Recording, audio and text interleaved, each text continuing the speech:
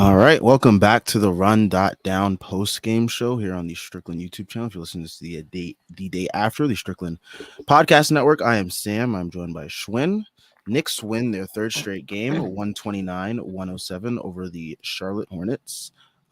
Finishing off this homestand 3-0, pretty good. Before we get started, though, I do have this to say. The last of the major pro sports leagues kicks off this week, and BetOnline is your top spot for all your NBA action this season. With MLB postseason, NFL, and college football and NHL in full swing, BetOnline is your number one source for wagering news, odds, trends, and predictions. Get everything NBA at your fingertips with both desktop and mobile access for every sport anytime.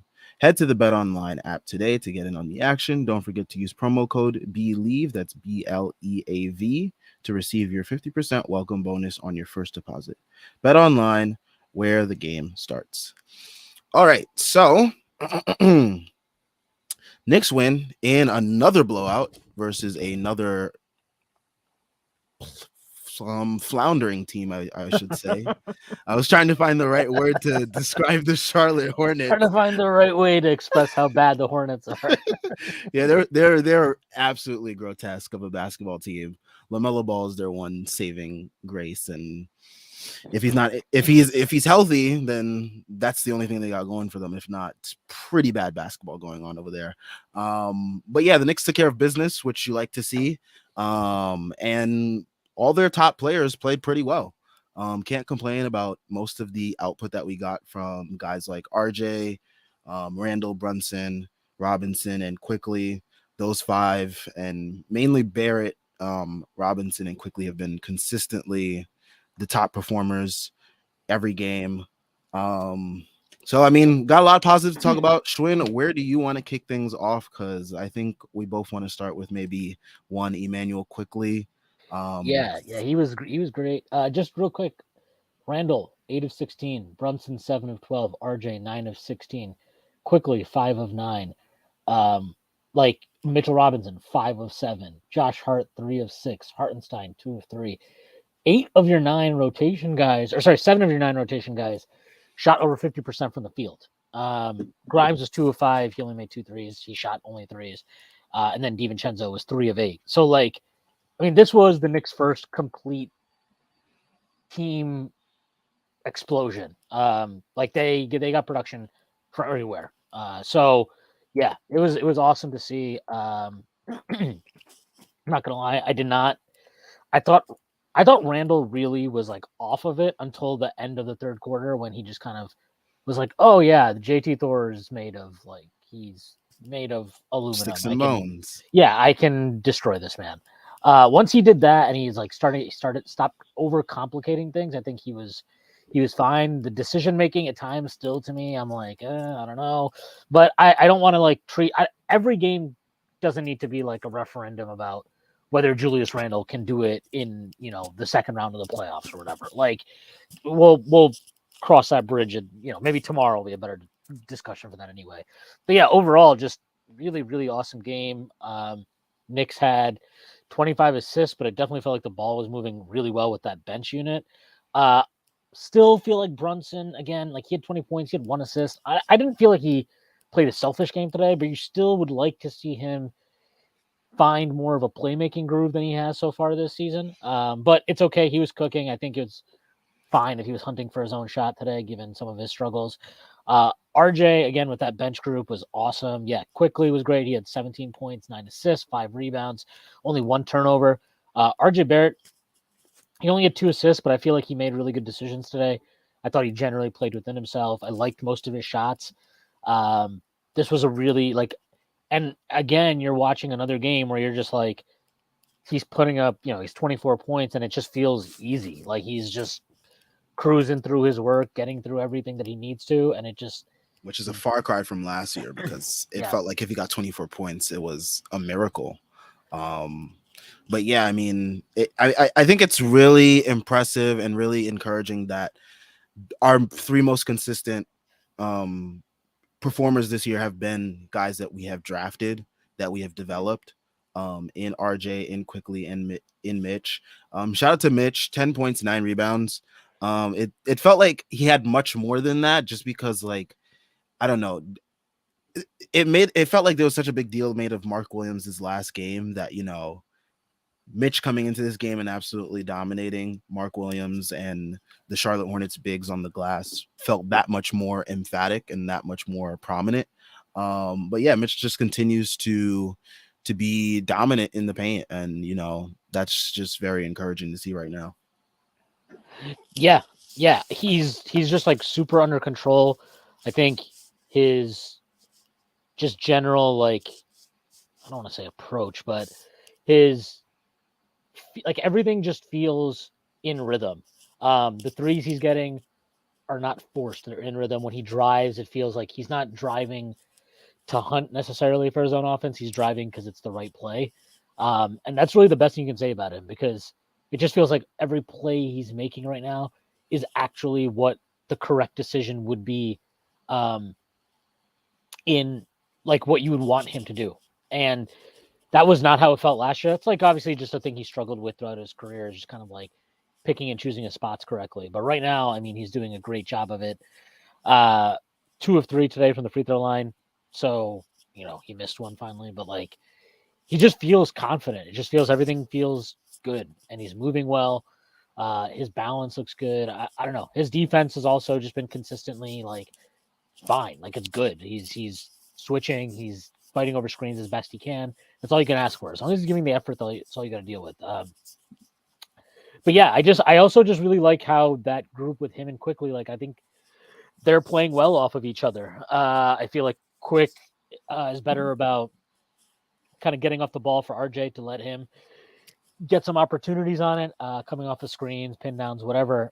So seeing just how they are playing off each other and then obviously how they're playing individually as well, it feels like they're playing well individually and they're complementing each other and then they're also lifting that group.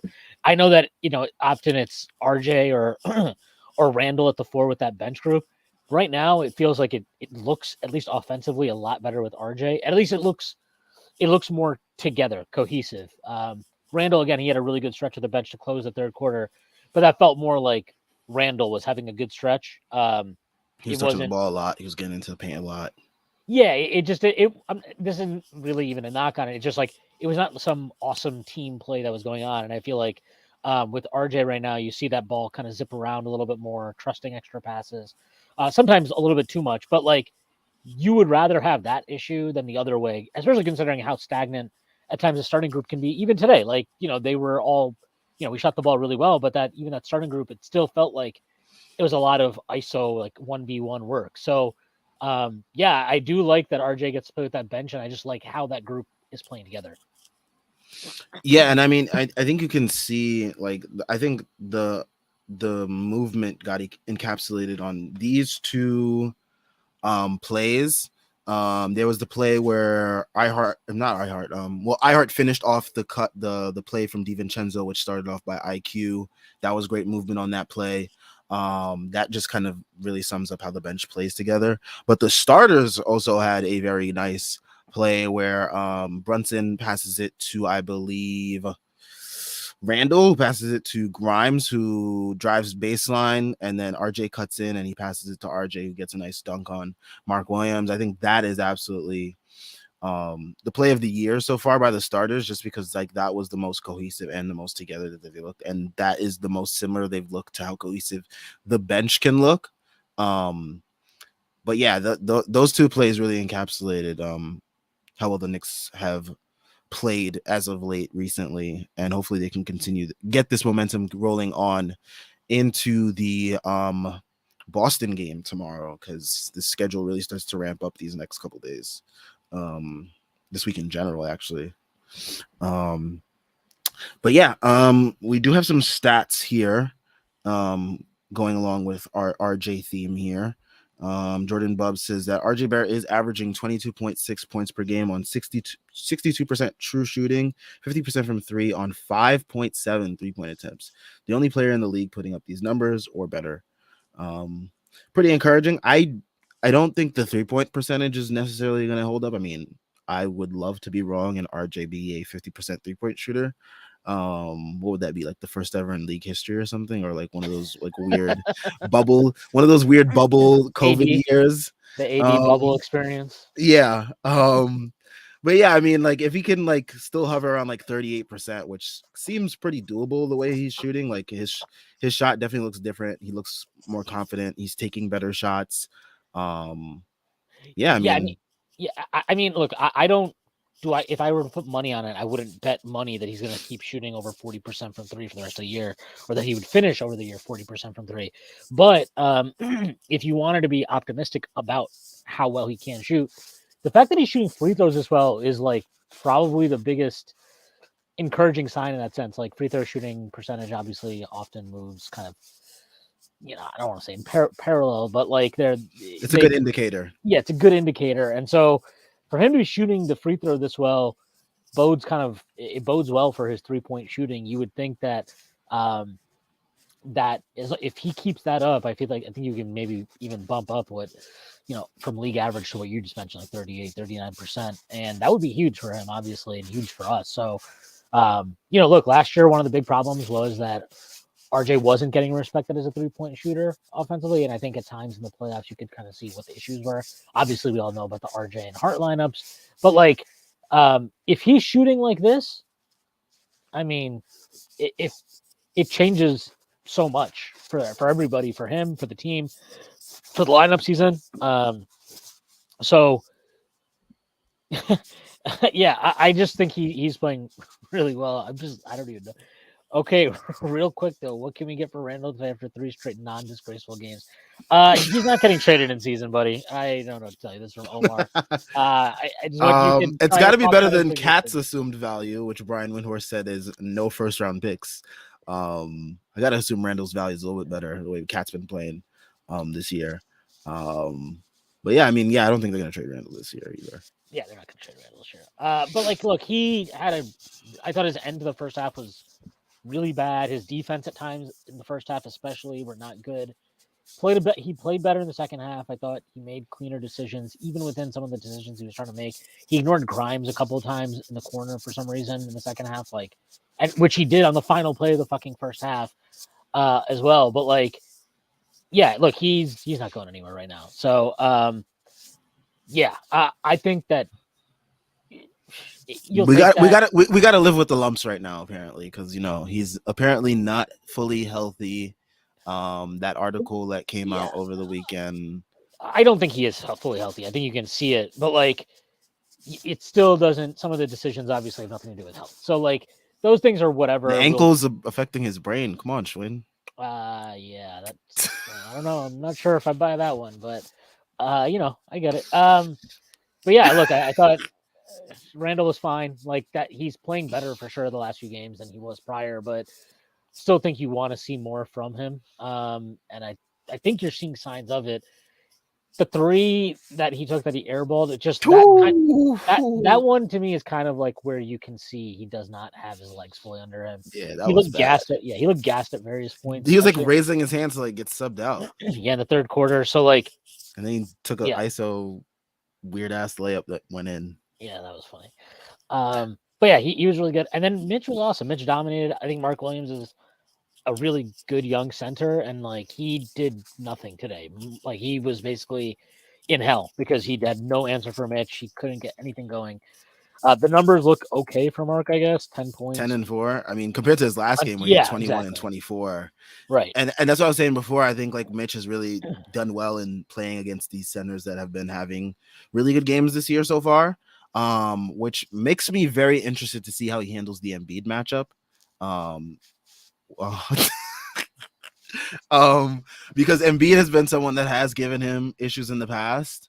So I am interested to see how this new and improved version of Mitch, like this is like Mitch like 4.0, versus what Embiid likes to do with his tricks and whatnot of foul baiting and whatnot. So it's going to be very interested to see that matchup whenever that happens. But yes, Mitch has been very encouraging versus all these centers that have been having pretty good games. And we play against the Celtics tomorrow, so another good matchups versus Porzingis. Porzingis kind of lit us up from a 3 the last game, right? We had like 3 or 4 threes or something like that. Yeah, Porzingis, he had like whatever he torched us in the first and fourth quarters of that game. Yeah, so interested to see how Mitch handles that.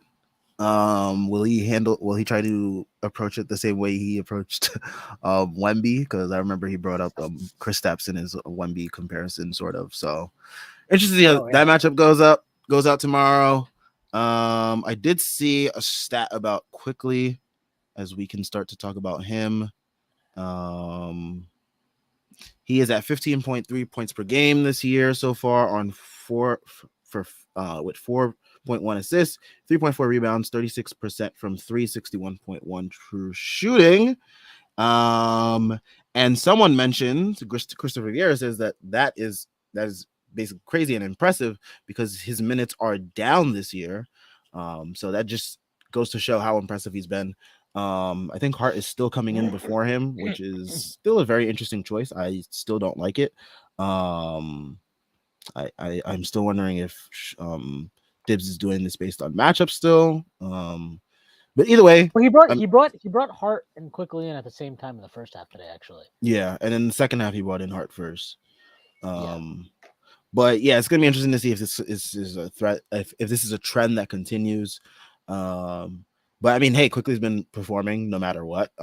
It doesn't seem like he's letting this affect him, which did seem to be the case in the past. Like I feel like when his minutes were affected or they were fluctuating, um, he was more likely Yeah. to perform a little bit worse just because I think it was affecting his confidence. But I think now his confidence is just like through the roof, and he knows no matter how many minutes he's playing, he's gonna do something and perform at a high level. So whether it's offensively, defensively, and so far it's been both at the same time to start the year, which is very encouraging because we know in the past that he struggled to start the year on the offensive side. So Yeah.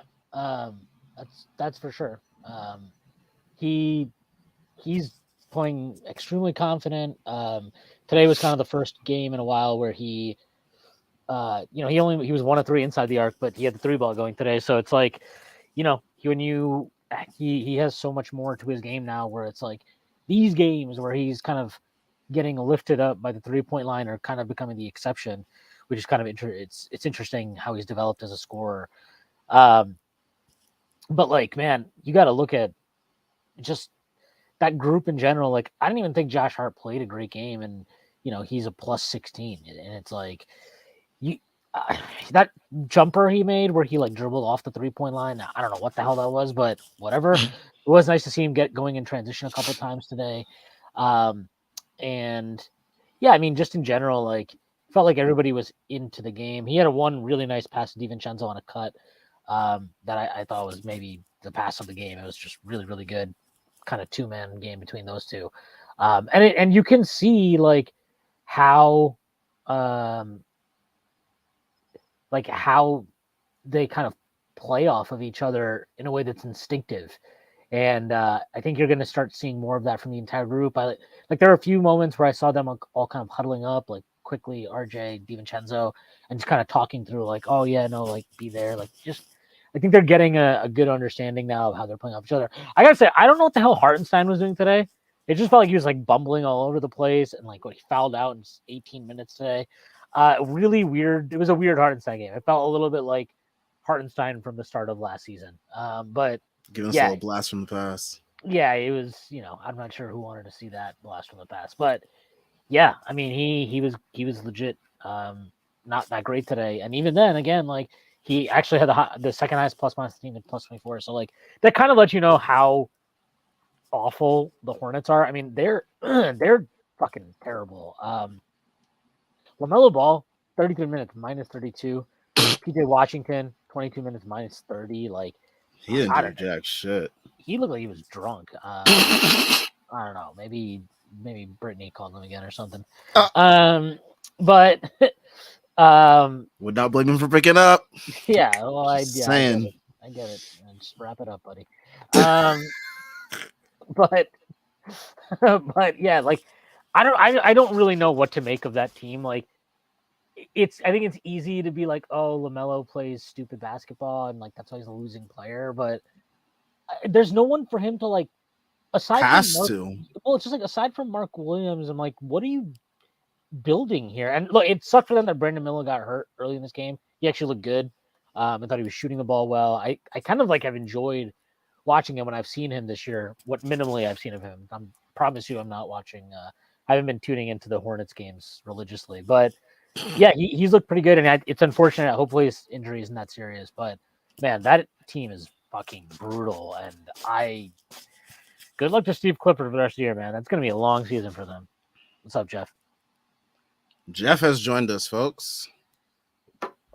Jeff, your mic is, I think your actual mic is muted instead of not your screen. Yeah. There you go. There you go. How are we sounding? There you go. Yay. Not the best with technology. That was a good game. It's nice to just win a game you're supposed to, and they've been doing that so far this year. I agreed with every single thing Schwinn said. So surprise. Yeah, especially like the Hardenstein thing was funny because it did seem like he was like drunk or something. Like something was weird about that, about his game. On both sides of the floor too. Like on defense, he was like one of those kids, you know, like when you're like 8 and there's that 8-year-old who's really big but isn't coordinated, so he just like tackles people. Like that was Hardenstein out there today. It was very strange. I think one of the things when you started to talk about just how bad the Hornets are, I think that's why you have to put focus on what to be encouraged by, and like the sustainability. Like, I don't want to turn this into like a shit on Julius show, but I found the reaction to Julius's game very puzzling because I thought he played terrible. I thought he was awful.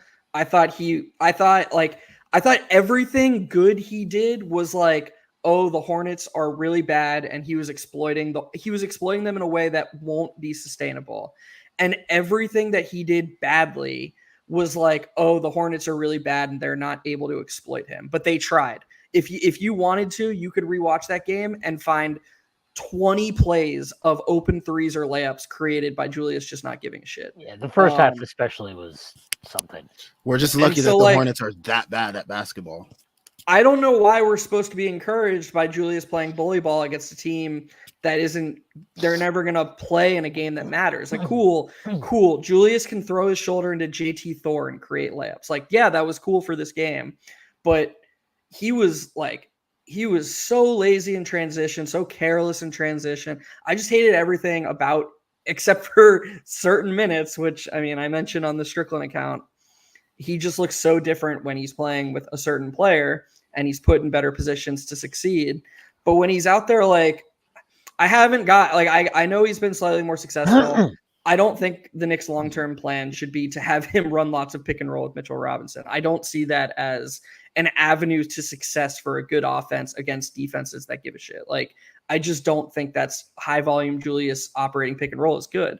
I think he has to be the screener, or he has to be operating in mid-post isolation. Those are, to me, clearly his two most sustainable areas of success. I did like how much on a decent amount of plays, how like committed. I'm blanking on a better word, but he wasn't hesitating in terms of like off the catch. He made a couple of nice swings. He made a couple of nice shots off the catch. I love that. Like, that's sustainable. Like, that's a Julius that we can see against anybody. If he's shooting off the catch, if he's pumping going off the catch, these are things you really want to see. But like, yeah, he had 23 points on 8 of 16 shooting, and like 75% of the good stuff came from just being bigger than the opponents. I don't really give a shit about that. It's cool, but it's cool that we were able to beat the Hornets because of it.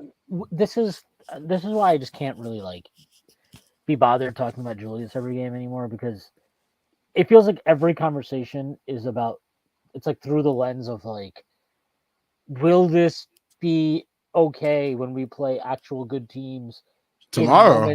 In moments and in like situations where everything matters. And it's like, if I do this for like the next 70 fucking games, I'm gonna go crazy. So I'm just like, yeah, we'll get to that when we get to it. I don't disagree with anything you said. I find myself often wondering what he's doing on either end of the floor. But look, I'll take the 23 points and 16 shots. I'll take the 5 assists to the 3 turnovers. I will take whatever and move on, because I God knows I can't subject myself to more of Julius stuff. But Guys, his ankle. Come on, guys. the pick and roll thing is like it's a nice little wrinkle.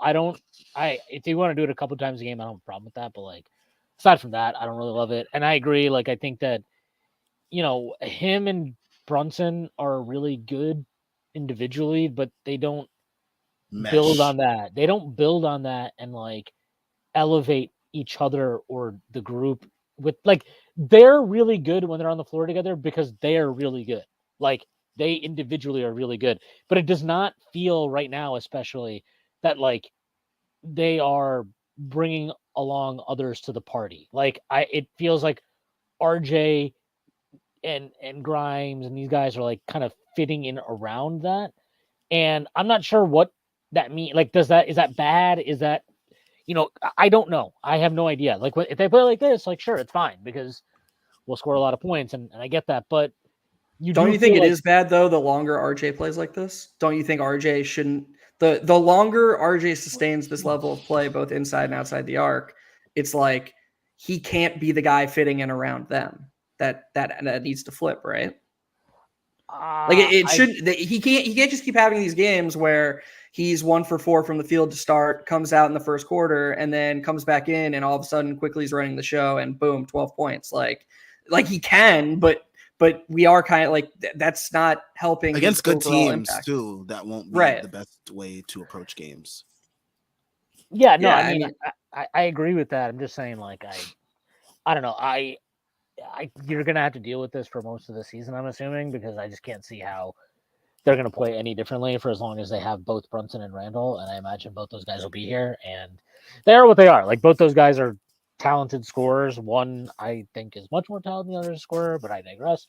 Um, I just it's what it is. This is how you're gonna play it, and to some degree, like I don't know if it's like some huge problem. Like, I don't think it's like concerning in terms of his development long term. Is it concerning in terms of like, are you fully exploring the all the possibilities available to you? Probably not. And maybe at some point, RJ is going to be playing so well that he just goes about getting it done, like just doing it on his own. Not, and that can, we'll see how that works out because at some point he's just going to be like, fuck this. Like I'm going to get my shots up right now too. And, if I will say, I did think Brunson moved the ball fine in the first half. Like he Like just the ball didn't get wasn't sticking. It he just just felt didn't like get whenever assists. he got it, He, yeah. he didn't get assists, but there's like one, like he made an extra pass to Grimes in the corner. That honestly, when he did that, I was like, just shoot it. Like you're on fire. Like just fucking shoot it. But I I like love that. that decision though. Yeah, I agree with you. yeah. I just like in my head, I'm like, I'd fucking shoot it if I were you. But I appreciate him kind of like, understanding Grimes hadn't really touched the ball at all at to that point and getting him an open corner three. Obviously, of course, whenever Grimes wants to hold up his end of the bargain, that will also be nice. But like I thought he played a fine game. I don't think the one assist really does it justice. I didn't feel like he was totally domineering in the ways that we've seen at times to start this season. Or not RJ Randall, I thought really was like, I don't know what the hell was going. I thought he started the game well, and then I don't know what the hell happened with him when he came back in the second quarter. At the end of the second quarter, he just decided like it was Julia's time on offense. And then That he has to did happen at least twice a game. So yeah, and then he did that again in the third quarter. And the funny thing about the third quarter is like the Julius time thing works a lot better when he plays with the bench because they're able to like play around that. But when he does the Julius time thing with the starters, it kind of just detracts from that whole group in a way that isn't great. Unless he's on fire. If he's on fire, then obviously yeah, go because like for it. last year, I felt like there was a lot of Julius time in the first quarters with the starters, but he had it going a lot of those times. So like we were just like, hey, whatever. Like we kind of like pushed it off to the side. We didn't really think much of it. But now that he's struggling, it's much more prevalent. It's much more obvious. It's much more in your face. It's much more detrimental too. Yeah, for sure. Let's see. We have some comments here that I will start to get into. Let's see. We have Well, Clyde Frazier, he said he's still scared that RJ is going to have a 30%, 20%, 60% December. Here's to hoping his feast or famine ways are behind him, just feast and maybe an occasional nosh from here on out. What I find interesting about the shooting discussion is there's never any like middle ground to it. So all the people right now who were saying like, and they're correctly saying this by the way, that RJ is shooting the same from inside the arc, from at the rim, from floater range. All these percentages have remained stagnant from the year before. The only thing that spiked is his 3-point shooting, which has the most volatility. All these people that are saying like, hey, like if and when RJ's 3-point shooting comes back down to earth, he's just going to have the same efficiency. They never ever said last season, oh, well, RJ is actually shooting below expectation, and when he shoots closer to expectation, his efficiency will spike. They didn't give him the same benefit of the doubt that in the other way. Like they're just saying, and I'm not saying, of course, 50% from three isn't sustainable, and if it is, holy hell, like God bless us. But even if he shoots like 37 to 40%, like let's have him plateau at 37%. I think most Knicks fans would have definitely signed for that at the start of the season. Call it 37%. That's 55-ish true shooting percentage, and he's making better rim reads and he's defending better. I think most of us would have signed for that at the start of the season, and there's no emphasis placed on any of those other things. It's just the outlier levels of 3-point shooting. And let's be clear, he is shooting at an outlier level right now, but it's not the only thing he's doing well, and I think it's disingenuous to imply that. Yeah, I mean, like the decision making is much better. I mean, overall, his shooting stroke just looks improved. Like, all right, Schwinn, making faces and shit, man. But not like I think like Prez and a lot of people they pointed out like during the off season, especially in FIBA, like the shooting motion definitely looks like it's changed, and it looks like it's changed for the better. So obviously, yeah, it won't be 50%. I'd love to be proven wrong, by the way, for the rest of the year. But I mean, it's still something that's going to be a positive no matter what. Yeah. I also I'm sorry, Schwinn. I just ahead. want to say one thing. I thought it was cool that he had that help block. I know the Hornets ended up scoring, but you love to see stock stuff from RJ. You want to see his hands active in passing lanes, and one of the things we always hear about from his biggest supporters is the wing size and how that is an advantage over smaller guards. He needs to use being a wing and help the team on the interior. So I loved how he dug down into the paint and got that block. I thought that was pretty encouraging. Yeah, I thought that was good. I mean, I honestly, it's just kind of like boring to say this one, but basically everything I've seen from him this season, I'm good with. I mean, has he had moments where I'm like the first game especially, and I'm interested to see how he plays against Boston because I thought that was, he got blocked by Porzingis like 3 separate times in that game. That was the game where he just kept like driving into him, and he was just like, "I'm gonna finish over him no matter what." And to be fair to him, it wasn't just him, like him and Julius, and like it was just really weird how aggressive they were about challenging him, and to very little success. But I'm excited to see how RJ does tomorrow. This will be a good test for him, and it's good. It's always interesting to see how like a guy responds to an opponent they've already faced and struggled against in the season. So it's a second chance against them. I'm very interested to see that. I'm interested to see how Brunson plays because Brunson did not have a good game the first time against Boston. He cooked them basically every time we played them last year, and he was healthy. So I'm not too worried about it, but I just am interested to see how these guys respond early in the season. And look, if we want to, I'm sure there are people in here that are like, man, shut up. Like Julius played well today. He had good numbers. I think the Boston game tomorrow will be a really good test for him as well, where it's like, hey, like if you think this is like a good game and he's back, they're like, well, let's see you tomorrow, because I suspect some of the situations he put himself in terms of, or some of the situations he created off the bounce and everything would not go as successfully tomorrow. They're gonna strip him tomorrow. Yeah. But Derek White, Drew Holiday, they're gonna strip him. But maybe maybe he'll adjust. Who knows? So it'll be interesting to see Maybe. how all these guys play. Yeah, I'm not holding my breath, but it's possible. One of the things you said a lot about RJ last season, Schwinn, because you hate him, you Yeah. famously hate him so much, is one of the things you that confused you the most about the discourse is if all these people are so high on him, shouldn't they be the ones holding him to a higher standard?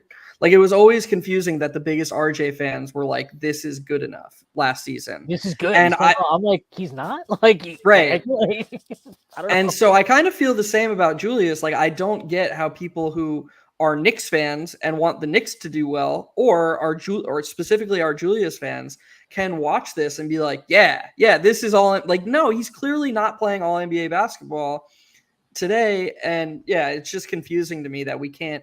That you're apparently a huge hater if you're like, yeah, I don't think this was good enough. Like, I didn't love his defensive effort and I didn't love his process on offense.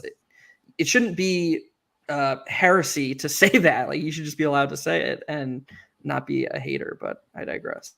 Yeah, I mean, I agree with you. Like, I don't, and maybe, maybe you can chalk it up to just like, you do think the injury is affecting him and her. And I don't find that unreasonable. I just, there's stuff to me that isn't related to an injury that he's doing out there that frustrates me. Now, like, obviously, it's a lot easier to deal with frustration when you're up, fucking 15 plus for basically the entire second half of the game. And to some degree, like, I do think that he needs to, like, this, if you're going to force the action to find the rhythm, find your individual, like, rhythm, this was a great opponent to do that. I think both him and Brunson did that effectively. So that was good to see, but yeah, like I don't know. There's not really much to take from this game because the Hornets are really bad. Like I don't know how else to put. They're really bad. It's wild to watch this team right now. It's like they're bad and they just lack so much talent, and they're like weak. Like their team is weak. They don't. You know what's wild though, Schwinn, is as bad. Like I thought they were really well coached. I don't know. I maybe that's crazy to say. Like, and I know Clifford is just a mini Tibbs. So like maybe this is just another example of me loving Tibbs. Yeah. But right. I don't know. I went on both sides of the ball. I was like, I feel like they're trying to be in the right places. They're trying to exploit the right things. And I thought I couldn't, there was nothing that I watched. And of course I'm not watching them as closely as I watch the Knicks, but nothing stood out to me as like, oh man, Clifford is really hurting them, Yeah. I mean, I don't think there's much he can do. Like they're just a bad team and they don't have good talent. And they, Brandon Miller went out. That sucked. Obviously, Kai Jones, he's not with the team. I don't even know. Did they waive him? They waived him, right? Yeah, they waived him. Yeah, he's not even with the team anymore. Booknight was out. They had all these injuries. He's garbage, so yeah, he's not good. That affects them. But it's just there's so much talent and opportunities of talent they've just wasted. So they've really swung and missed on a lot of draft picks in the lotto these last couple of years. Yeah, I mean, do you think there's like a support group for like Alonzo Trier and James Booknight types, like hoopers who never got a fair chance? I mean, to be fair to Trier, like he actually had some good games in the NBA. Like I don't know if Booknight's ever had a good game in the NBA. He's awful. Booknight is really bad. He's really bad, and they just have like I don't know what they're building. Like I don't like why. Look at some of his stat lines from last year. They were actually like hysterical. Why is Theo Maledon on the team taking 12 shots? Like I don't really get what this entire I don't understand this roster. I mean, Bryce McGowan's okay. This guy played 19 minutes tonight. 1 of 4, 2 points, did literally nothing else. There's nothing else in his box score. That's it. 1 of 4, 2 They points. have a lot of players that are like all in the similar like Hooper sphere of like they got Nick Smith, they got Amari Bailey, they got like all these like similar archetypes of players, and I just don't know what they're trying to build over there. I just don't understand their team at all. And the Knicks are like the worst team to play when you have those types of warts, because when you have guys like Hart and Mitch and Quickly and DiVincenzo and even now Brunson and RJ who are doing more off the ball, the whole point of Tibbs' scheme is help and recover. Like the Knicks are willing to live with Bryce McGowan's taking a slightly contested three.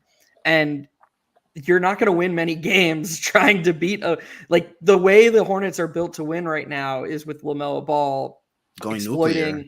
Going nuclear, but he can't. The Knicks aren't going to let that happen, even though he had a really good game today. Or even if they do let him go nuclear, like they're happy letting him go off for 40, and everyone else is just like shitting themselves. Exactly.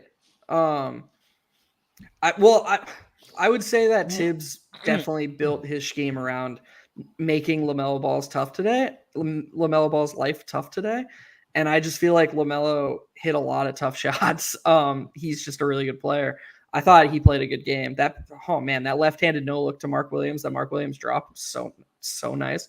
I'll be honest, I didn't pay too much attention to LaMelo defensively, so he could have just been atrocious there. But I thought LaMelo played a nice game in spite of the Knicks game. Yeah, his defense is not good.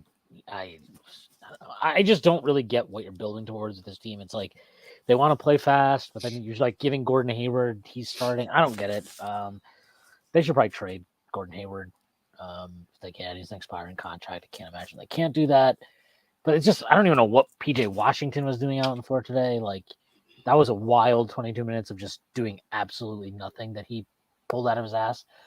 And yeah, I don't know. They're I think they're the worst team I've seen so far early this season. Just super disorganized. It feels like there's no physicality in how they play. This was a walk in the park, honestly, for the Knicks today. It was like within the first, I don't know, 5 minutes, I was like, whenever the Knicks even remotely get serious in this game, they're gonna fucking blow these guys out. They were terrible. But yeah, it is nice that we are we played two bad teams in a row and we've smoked them. That's what you're supposed to do. Like these games are not supposed to be competitive, and the Knicks are certainly doing their best to make sure that is how it works out. Yeah, I feel the same way I felt after playing the Spurs. That's what I was trying to say, that my brain just was not allowing me to say, is that like it's hard to take things away from games where like we absolutely blow out the competition. So I am going to shift the conversation a little bit to Jordan Bub brings up, what is our record on this road trip? This road trip is absolutely insane, by the way. Who the hell made the schedule?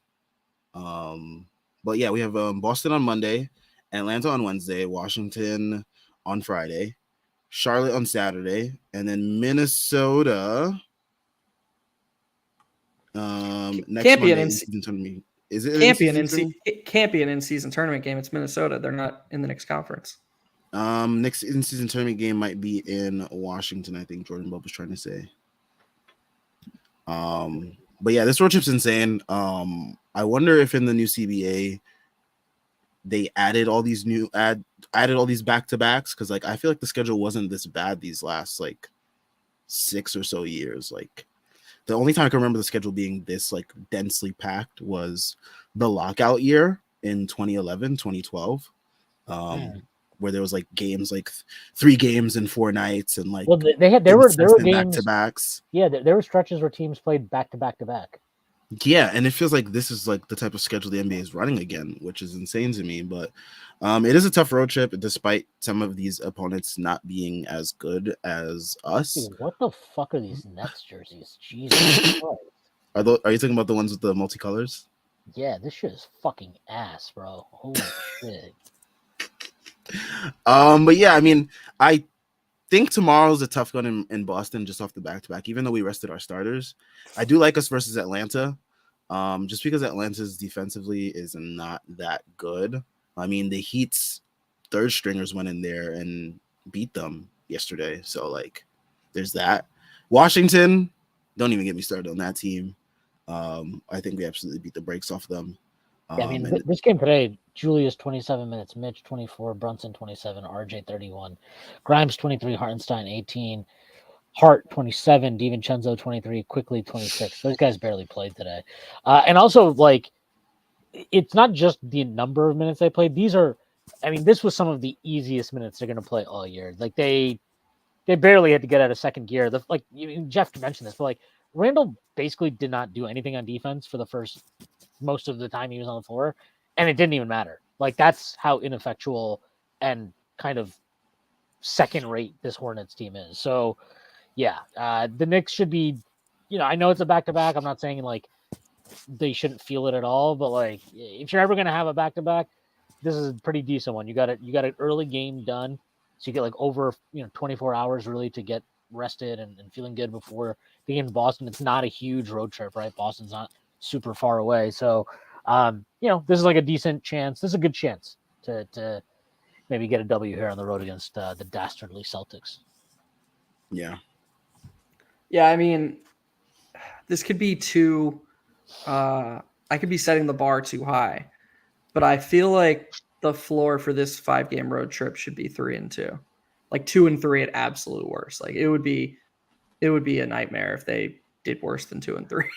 And like I can't imagine if they went 2-3, I'd be, oh yeah, no. I think they should take care of business against certain teams. I guess it would depend on how they go about going 2-3. Exactly. That's such a great point. Yeah. Because it could be like a bunch of close losses. But like if there's like a bunch of blowouts in these losses, especially blowouts to bad teams, then it looks that much more worse.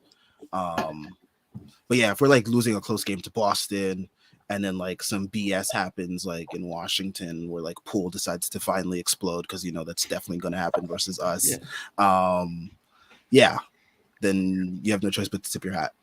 I now, Sam, because of you, have my Sam player of the game, basically the ridiculous opponent who's going to go off. That's just going to make you mad. Like that, I'm like you're just sitting over there watching, getting mad that this guy's going off. Today it was JT Thor. I was like, if JT Thor hits a couple of threes, Sam's going to freak out and be like, "Oh, it was the JT Thor game." Nah, but I definitely see the Washington game being the Jordan Poole game because like he has been absolutely abysmal to start the year, and lo and behold, he has the Knicks coming up on his radar, and he had that 41-point game versus us in the preseason. He's definitely thinking to himself, this is a nice get right spot. Yeah, I played this team before. I scored 40, even though it's preseason. But yeah, I definitely see that happening. But yeah, I think tomorrow's game should be pretty good. Even though Boston's been, I would say, one of the best, if not the best team in the league so far this year. So, good challenge for the Knicks. Hopefully, guys like Julius and Brunson really get their shit together and like don't play as inconsistently as they have been these last couple games. So, yeah, the Washington game, I don't know. They're just not. They're a lot like the Hornets actually.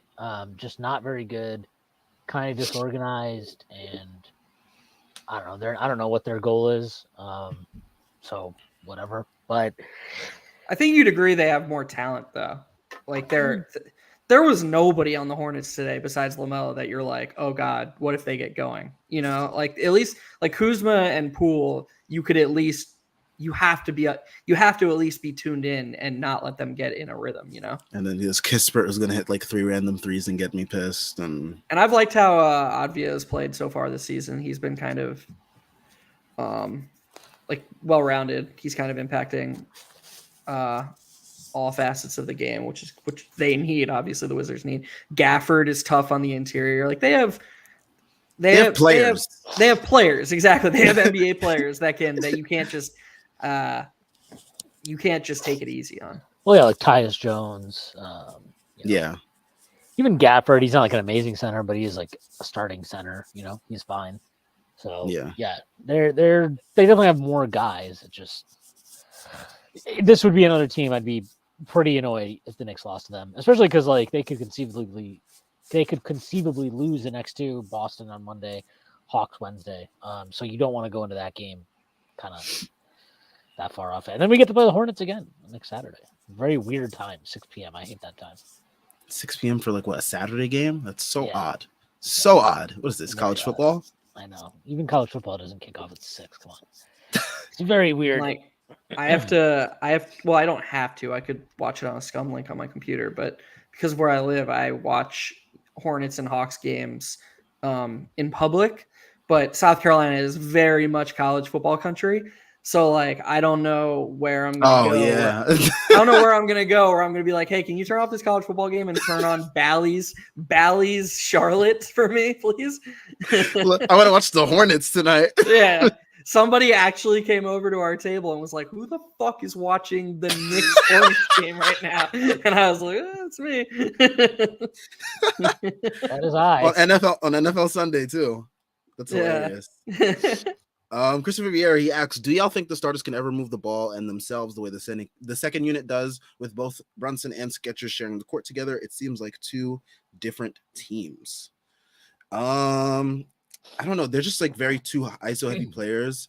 Also, the way that they played last year kind of contributes to the way they're playing this year. They're able to find so much success in playing isolation basketball. It's very hard to tell two players like that to like, hey, just like start moving and cutting and passing the ball like crazy, because like it could end up leading to a lot of turnovers, which we kind of saw in the earlier part of the season, where they were like passing up open looks and it led to like a lot of turnovers just because they weren't used to playing that way. So I don't think they ever will. I think you're just gonna have to play like, I think we talked about how RJ, like, you know, if they're good, are they gonna have to fit around him? I think RJ's just gonna have to find more success playing with that second unit to get his game off really more. I thought Schwinn made a good point earlier about Brunson. Thinking more about it, I don't think one assist does Brunson's game today justice. I thought he played a very, from a process standpoint, just a very good game. I thought I liked every single shot he took. They were all in rhythm. I love when he takes more pull-up threes, and I love when we're screening higher from him. I forget who did the thread recently about how advantageous it is when the bigs get above the 3-point arc and let Brunson and Quickly especially step into pull-up threes. But I hope we keep seeing more of that. And yeah, I there weren't too many possessions where I was like, oh God, Brunson, like pass the ball. Like I actually really liked his game today. I don't know, to Sam's point, if it's ever going to get to the chemistry and the style of the second unit. One, because I think the second unit is kind of doing it more out of necessity than want. Like, I think the starters are playing more how Tibbs prefers because it reduces turnovers. But I think when RJ and Quickly are your two best players, as opposed to Randall and Brunson, they're just not as good at creating. And I say that now, but I mean, God, Quickly and RJ are doing a lot of good stuff. I've never seen Quickly do this much in terms of getting 2 feet in the paint and collapsing the defense. And now he's like hanging in the air and manipulating defenders to create passes. I mean, but anyways, the point is, I think the ball movement comes because out of necessity, because you don't want Quickly and RJ just running a bunch of ISOs. Like you kind of are more okay with it when it's Brunson and Randall. Yeah. I think I think the best thing to say, though, is that Tibbs is at least giving this bench group kind of like the latitude to play the way that they are, playing more up tempo, pushing the pace, and there's just inherently more cutting and movement in whatever they're doing versus the starters. Although the starters, I guess, did have some moments today. It's just it's just fun watching that group, honestly. Just the way they're moving. And then, like, Hart hasn't even played well yet. DiVincenzo hasn't really consistently found his stroke yet from three. And you imagine at some point that those things will fall in place. Like, Hart is moving better, but he's not necessarily playing at the level that we got accustomed to last season quite yet. So, yeah, I mean, there's still, like, that's kind of like maybe even more encouraging is that there is plenty of growth even within that bench group. And they're starting to get some sequences going where you really can kind of see how they all blend in well together. Just need to keep getting the minutes and seeing how it plays out. There was one possession, and I think it might have ended in a Josh Hart 2-pointer, but there was one possession where Quickly and RJ both created open threes for Hart, and he passed on both of the shots. And I was just like, it was just so frustrating. I was just like, man, he's got to shoot. Like, sometimes it really feels like he's more hesitant this year at shooting off the catch than he was at any point during the regular season last season. Oh yeah, he definitely is right now. It's like very noticeable. Schwen, question for you. Would you rather Randall be a Knick for the rest of his career, or Melo get his jersey retired and hung right next to Pat's? I would prefer if neither of those things occurred. I think would be my personal preference. But if I had to pick one, I will much rather have Melo get his jersey retired because I just don't know if I could. I can't watch Randall for the rest of his career on the Knicks. I can't do that. So that will just that will. I don't need to see that. I'm not hoping that for anybody. So yeah, I'll take the Melo jersey retirement. I'll be okay with it. Hey, teams have retired numbers for less, man. Teams have retired numbers for way less. Less. I saw the operative word. I saw somebody yesterday respond to, like, somebody tweeted that the Nuggets should co-retire 15 for Melo and Jokic, and then some Knicks fan was like, talk about disrespectful to Melo, and I was like, man, the conversation about Melo is so irrational. Like, there's just like, what are you talking about? Disrespectful to Melo. Like, if Jokic retired today, he is like, I don't know. That's crazy to me. Oh my goodness. So Jordan Bubb says Knicks shoot 35.7% from the field, and 18% from three on second halves of back-to-backs this season. Do you think the Knicks go over or under these numbers in Boston? Over. If they go under, I will be very unhappy. Those numbers are pathetic. They really are. Yeah, I'm hoping over. I don't know if I can watch a game where they go under on that. That would be really tough. Under 18% from three, under 35.7 for the field. Yeah, if I have to watch an underperformance of all those, I might lose it. I don't know. That would be pretty bad. Schwinn, your dad's a Celtics fan too, right? He is a Celtics fan. That is correct. Yeah, it's just been really hard for them this year, you know? It's just hard. It's really hard. Everything they've been through. All those Eastern Conference finals and finals trips. It's just really difficult. My heart goes out to everything that he's had to deal with over the years. It's tough. So, again, man, I saw a Chiefs fan that posted some meme that was like, minutes 1 through 57. Oh my God, I hate this team. How do I watch it? Minutes 58 through 60. Oh, another win. It's like, dude, fuck off. Like, what are you talking about? The Chiefs? Yeah, it's so hard. It's terrible when they win Super Bowls. I hate it so much. Did you get through Strictly NFL this past week, Schwinn? Did you hear your shout out? Yeah. I don't know if I'd call that a shout out. I felt like I got shivved between my rib cage. That's what it felt like. Yeah, I will like this. I don't know, this Knicks team. Like we talked about it before the year. Like again, Brunson and Randall have not. This is the first game where like everybody kind of just had it going offensively, and they destroyed Charlotte without really breaking a sweat. And like quickly, RJ, Mitch, those three guys have been the only three that I think you'd argue have been consistent to start the year. Like if Randall and Brunson, like if they just get any semblance of rhythm, Grimes, like this team is going to be a fucking monster in the East, at least in terms of regular season. Like I know they're 5-4, so it's like, are they? They're very good. And once the schedule lightens up a little bit, they're going to go on a run, 100%. Yeah, it's a bit jarring because I think we kind of take for granted how lucky we are to have guys who like can impact the game when they're not scoring. Because usually when Brunson and Randall are going off, it's like, okay, guys like Mitch, guys like Grimes, Quickly, etc., Josh Hart, of course they're scoring less naturally when Randall and Brunson are scoring more. That's just only logical. But they all find ways to impact the game, whereas Brunson and Randall are a little bit more dependent on their scoring to impact games. So, I mean, you're exactly right. When the team will be a better version of itself when Brunson and Randall are more consistently impacting in ways we've seen them do plenty over the past, calendar year. Yeah. Go ahead, Sam. Thoughts on the in-season tournament, guys? I know we haven't really discussed it much on here. I don't have any thoughts about it. I don't understand why everybody has thoughts about it. I'm like, they're just fucking games. Like they're regular season games that happen to be part of this extra competition.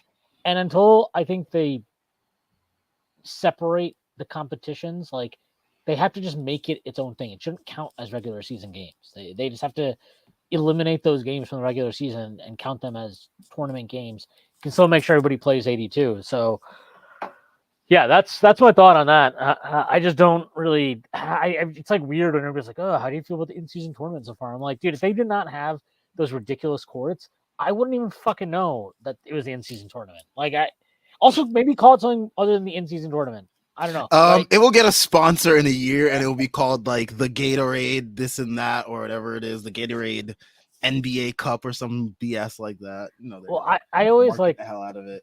The best is college football because you just get the bowl games. You're like, oh, I didn't even know this company existed. Wow, they have a bowl game. That's interesting. It's they had one for a while. I don't know if it still exists. It's the homefurniture.com bowl. I'm like, who the fuck wants to play in this? Yeah, dude, I'm going to the homefurniture.com bowl this weekend. Okay. I like the yearly Dr. Pepper halftime throw off thing, our very own Hunger Games. You two will throw balls for our entertainment at the chance for getting an education. So barbaric. Whoever came up with that was smart. Or evil, or both. Yeah, I mean, I think this is a good point. This is from Ace Bouchard. Those games that RJ were insanely rough. Yeah, I mean, that just speaks to exactly one, I think how poor Brunson and Randall were during that stretch, but two, that how important RJ has been this season for the Knicks. And he just didn't feel that way last year, right? He felt a lot of times he was superfluous or just kind some of games we were like, whew, thank God's RJ off the court. Yeah, detracting. And I think now you're you actually kind of miss it when he's not there. And I don't mean just oh, I like watching RJ play, but also you're missing it because you're holy shit, without him, this team is not, they're not clicking at all right now. And those games made it very obvious. But yeah, they're 5. This is from JL 5-2 with RJ. That's all that matters. I mean, it's not just that they're 5-2. They've just looked really good in his minutes. And you can see how again, if Brunson and Randall give you anything, that team is really, really tough to beat. And the offense, I'm sure that I imagine that within the next couple of weeks, they'll be floating around that top 10 area in offensive rating, and maybe even pushing higher. The defense, I'm not really worried about at all, aside from Julius. Everybody else seems pretty locked in. Not saying everybody's been perfect or that he's the only guy who's fucking up at times, but his effort and inconsistency and decision making on that end definitely stands out in comparison to the rest of the team. I will say. And what you just said, Schwinn, is why people who discount impact data and advanced analytics in favor of the eye test are kind of missing the forest for the trees, because oftentimes, I'm not saying they're perfect, but oftentimes impact data and these analytics, they're capturing what the eye test is showing you just better. So what did you just say? You just said that two things. You said this year he looks better in all of his minutes and he seems less superfluous. And then you also said that last season it seemed like there were times where it was okay, let's get him off the court. We have better guys, yada, yada. Well, last season, RJ won his minutes with the bench unit. When he played with Quickly, when he played with those were the minutes when he played his absolute best. So that is being captured. That what you see with your eyes of oh, well, it seems like RJ actually plays a more fluid, a better game with the bench. Yeah, the impact data is capturing that. Or when Schwinn says last year he seemed more superfluous. Well, guess what? Jalen and Julius were playing at an all NBA level last season. RJ, the third option, was shooting barely 30% from three. Of course he's going to seem that way. That's what the data is telling you, is that when your third option is shooting 30% from three, and you have these two all NBA players in front of him, of course you'd rather have a guy like Josh Hart or Emmanuel Quickley coming off the bench in his spot who's going to shoot better from three. And last year, and just in general, is going to give you more consistent defense. So like when you watch RJ and you think, oh man, I know what he's capable of, this data can't be right, you have to think about it not in terms of what is he capable like long term or what is he capable of at his ceiling, and you have to think of it as how is he impacting winning in his role, because in any particular season that's the most important thing. I think most reasonable people when talking about RJ were like, I see the long-term vision. I see what he can be like at his ceiling, but he's not helping us right now. And I just feel like that gets lost in the conversation. The two extremes are so polarized, and you can just never have that conversation. This year, with Jalen and Julius not playing as their best selves, all of a sudden what RJ does best in terms of collapsing defenses, generating kickouts, generating offense for teammates, that's more important than it was last year. And he's shooting 50% from three. So what a surprise. He's leading the team by 1 million and on off, like in net differential and Raptor and EPM. These stats like him a lot. Like there, you don't have to dismiss stuff just because it doesn't align with your preconceived notion. What the fuck is Burrow doing? We should try to figure out why it's telling us that. So yeah, little rant there, I guess. Sorry, I interrupted you to you're good. The great Joe Burrow. Yeah, no, it's I'm just the RJ thing is whatever. It's over. Like he had a bad season last year. If you felt good about what you saw, fine. I didn't. I thought it was pretty bad in ways that were discouraging. But he's turned around, honestly, all the biggest reasons I was concerned about him, just in terms of like he looks better athletically, he's moving better, which kind of makes me think like maybe he did have something going on last year, because he'd have that first month you're like, can this guy move? And then he has that December where you're like, okay, good, he like turned the corner, everything's good. And then he has like that second half of the year where there's so many games where you're like, you're like moving in slow motion out here, like you're just so behind. And to see all that and how it played out, and obviously then in the playoffs you're like, okay, so you're fine again. I don't know, I have to believe something was going on there in terms of like some kind of injury that we won't know and don't know about.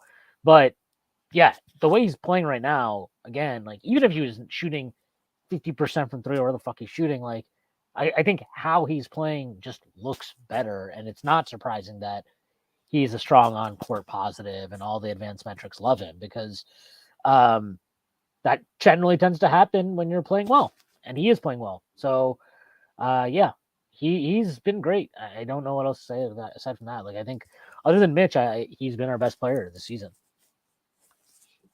Yeah, easily. Oh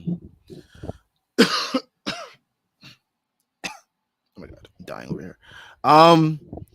Yeah. I think that's all that's the thing. I think we've covered everything for today's game. I mean, we'll be back tomorrow for tomorrow's post game versus the Boston Celtics. Make sure you guys leave a like and subscribe. Thank you all for tuning in, leaving the comments. I don't think we figured out the issue with the super chat yet, have we, Schwinn? No, I have no idea. But we will try to get that figured out. Yeah. Make sure you guys check all the links in the description. We got links to the site, Patreon, where Schwinn and Jeff both have extra Knicks and Knicks adjacent shows. We have Strictly NFL with Jeff and Khan, who joined us on one of our previous post games. We also have Strick and Roll with Schwinn. So those are all available via Patreon. Make sure you guys check that out. Sign up, and you can also get access to the Discord. We also got links to the Twitter. Make sure you guys are following us there. And we got links to the merch. Jeff is wearing a nice baby blue, the Strickland sweatshirt that you can most likely find on the site. So yeah, we will be back tomorrow after the Boston Celtics game. And we'll see you guys then. Enjoy the rest of your NFL Sunday. Peace.